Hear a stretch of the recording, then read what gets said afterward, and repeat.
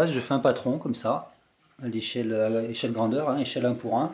Alors donc ce patron, ben, j'en extrais les pièces. Par exemple sur la vue arrière, je vais m'en servir pour découper cette partie-là, cette partie-là. La vue de dessus, évidemment, il y a les deux planches principales. La vue latérale, c'est surtout pour découper la carlingue.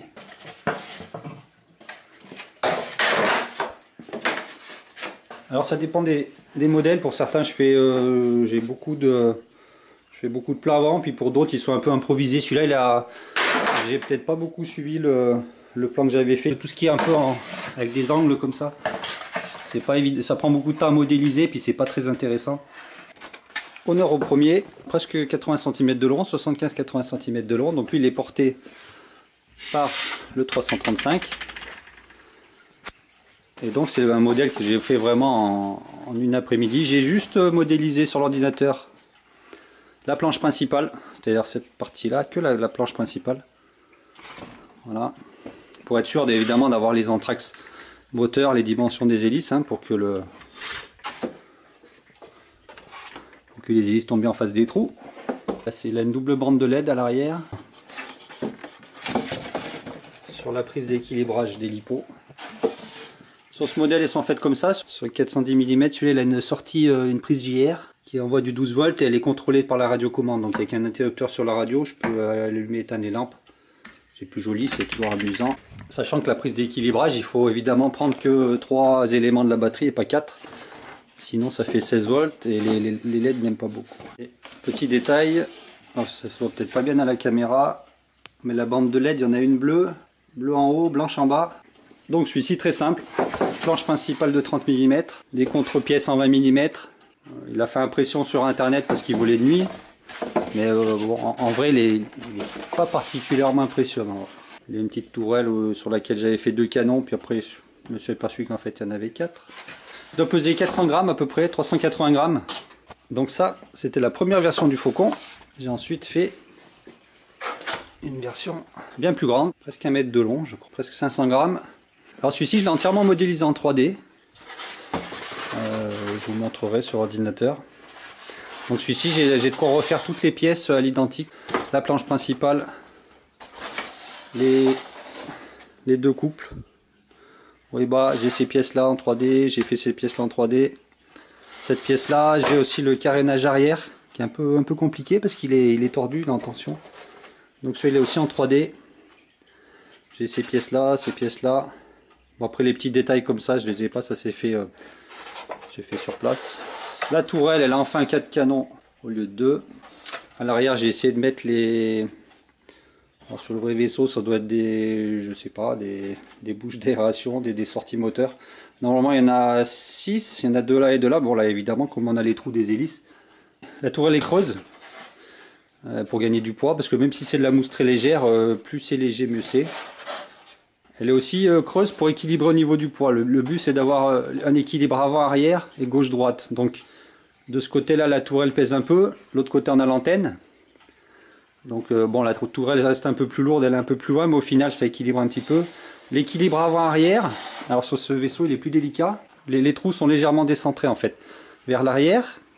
L'arrière est aussi plus lourd parce qu'il y a les 3 bandes de LED qui sont ici, il y a plus de pièces et malgré le fait que l'avant soit plus long, ces 2 parties, le nez est creux. Dans la planche de 30 mm, là, ici c'est découpé, il y a un trou ici, ici. Et par-dessus, j'ai collé du dépron. Donc ça permet de gagner en poids à l'avant. Et comme ça, ça permet d'atteindre un bon équilibre avant-arrière au niveau des masses. Que le quad soit à l'aise pour le porter, quoi. Si on a vraiment trop de poids d'un côté, ça va voler difficilement et ça va être délicat. Celui-là, il vole pas mal aussi. Voilà. C'est l'avantage des Faucons Millennium, c'est que c'est une soucoupe, hein. Le poids est réparti de façon assez régulière tout autour, donc ça vole pas trop mal. Et enfin, dans la famille des Faucons, le tout petit, le mini, vous avez peut-être déjà vu voler à l'intérieur. Celui-là il doit faire 55 grammes, très très léger. L'avantage d'être léger, c'est qu'il est solide. Les formes, elles sont vraiment réduites au plus simple, hein. C'est une planche unique. Il reste pas beaucoup de matière d'ailleurs. Il y a un couple latéral, un couple longitudinal, petite planche sur l'avant pour faire le plat, un petit canon. L'antenne toujours, Un tout petit cockpit qui n'est pas à l'échelle, mais toujours dans le but de ne pas avoir un déséquilibre droite-gauche trop important. Tous les modèles, ils ont un espèce de petit ergot à l'avant, comme ça, là, petit ergot en mousse. Un plat, et éventuellement une petite butée là qui va s'accrocher au châssis. Ça passe dans cette butée, ça se coince vers l'avant. Et ça se bloque à l'arrière. Alors sur celui-ci, c'est vraiment très basique, hein. Là, ça tient à peine. Si je le retourne, ça se détache plus ou moins. Avec celui-là, on arrive quand même à faire des loopings sans perdre la mousse au passage. Mais celui-là, il tient assez peu. Alors c'est toujours le problème un peu avec les Faucon Millenium, c'est que les hélices ont vite tendance à toucher les cages. Le quad doit bien tenir au niveau de la mousse. Donc là, sur celui-là, par exemple, j'ai mis des petites butées ici. Ici. Pour empêcher que le quad glisse latéralement, parce que sinon, l'hélice vient toucher la mousse en vol. Et en général, ça finit au sol. Voilà. En fait, non. De Faucon, il y en a 4. J'en avais oublié un. Celui-ci, c'est celui qui sert le proto. C'est celui que j'appelle accro, parce qu'il est très léger. Il me sert à tester des choses. Là, on voit qu'il manque des bouts. Et c'est celui que je vais utiliser pour vous montrer l'assemblage. Alors, l'accrochage. Je vous le montre à l'envers parce que c'est plus simple. On glisse. Donc, comme ça, on force un peu. Après, on passe une sangle velcro classique. Souvent, je mets une pièce d'attache ici qui passe dans le châssis à l'intérieur, qui fait le tour et qui revient ici. Là, il y a des petites pièces de carbone pour qu'on puisse tendre la sangle velcro assez fort, pour que ça tire fort sur le châssis sans que ça écrase la mousse. Donc ça fait un point d'appui comme ça. Les plus gros modèles, ils s'accrochent pareil.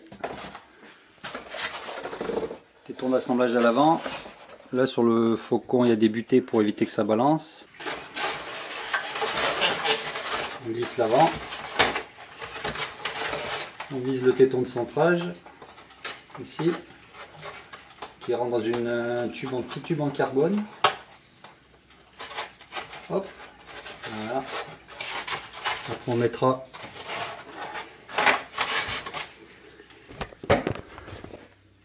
de la même façon que sur les plus petits modèles, on mettra une sangle velcro entre là qui passe par dessous le châssis. Le problème, c'est d'avoir un assemblage qui soit rigide.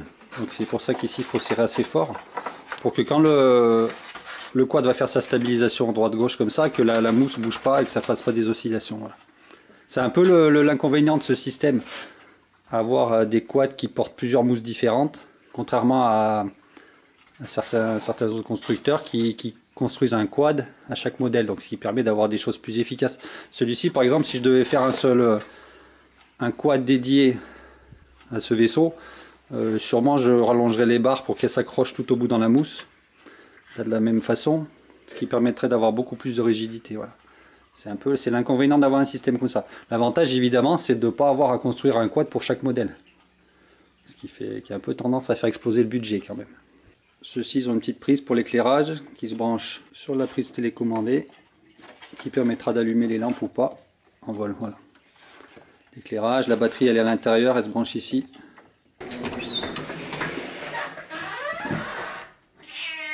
Si tu veux, débile.